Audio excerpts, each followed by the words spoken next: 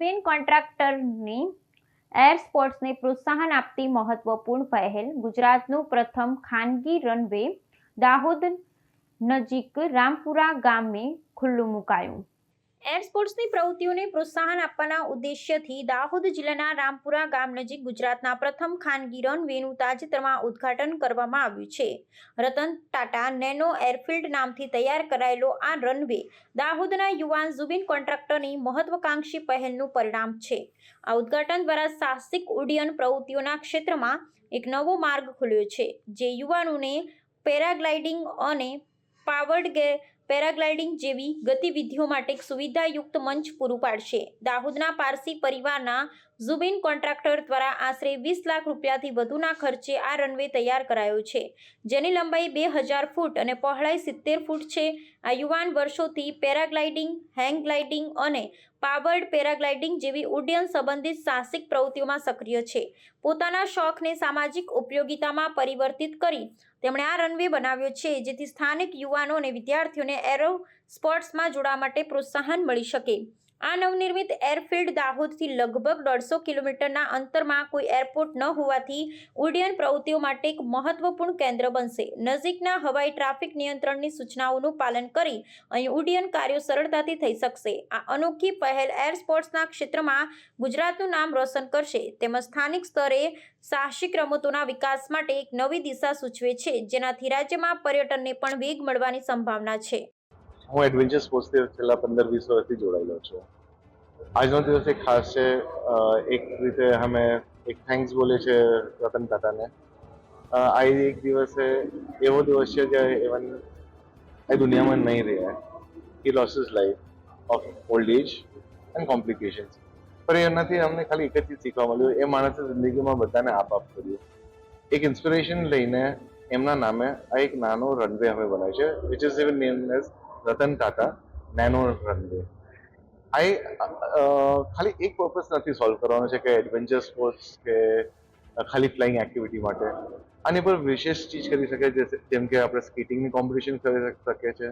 બીજી ચીજ અમે એરો મોડલિંગ કરી શકે છે. નાના બચ્ચા જે પ્લેન્સ બનાવે એ બી યુઝ કરી શકે છે. ગોકાર્ટ બનાવી શકે. સાયન્સ પ્રોજેક્ટ્સની અંદર એ લોકોને અગર જગહ જોતી હોય, આપણી પાસે એન્જિનિયરિંગ કોલેજ છે. એન્જિનિયરિંગ કોલેજની અંદર બચ્ચાઓ અમુક પ્રોજેક્ટ્સ બનાવતા હોય, જેના માટે જગાની જરૂરત હોય ને એક્સપિરિયન્સ કરવા માટેની જગહ જોતી હોય. કદાચ આપણા દાહોદમાં એવી જગા નહીં હોય કે ઘણા લોકોની પરમિશન લેવી પડે, તો આ એક એવી સેટઅપ થશે એક બચ્ચાને સાયકલ ચલાવવું હોય, સ્કેટિંગ કરવું હોય કે એવી કઈ ચીજ એ ઇન્વેન્ટ કરીને એને પ્રોટોટાઇપ બનાવીને એને યુઝ કરવો એક્સપેરિમેન્ટલ બેઝ, તો એના માટે બનાવ્યું પ્લેટફોર્મ અમે ઊભું કર્યું છે. હવે જોવું એ છે કે આપણા ડિસ્ટ્રિક્ટ કલેક્ટર સાહેબ, ડીડીઓ સાહેબ, ગવર્મેન્ટ બોડીઝ, ટુરિઝમ બોર્ડ આની અંદર કેવી રીતે આ ચીજને હજુ આગળ અમને મદદ કરીને આ ચીજને આગળ લાવી શકે. મદદ કરતા જેટલો અમને સપોર્ટ મળશે તો હજુ લોકો જોડાય. આ એક એવી એક્ટિવિટી રહેશે જ્યાં લોકોને મજા બી આવશે, ક્રિએટિવિટી બી આવશે અને રૂટ લર્નિંગમાંથી બી બહાર આવશે.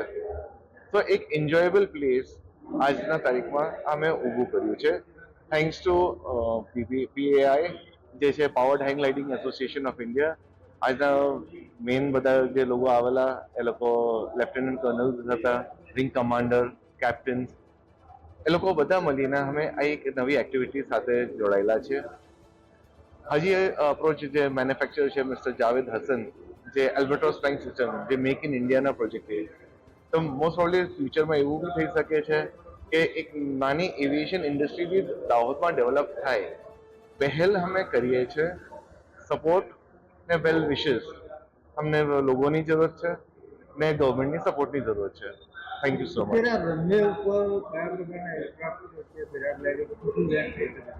દેખો, સૌથી પહેલા સમજો આ છે એક નેનો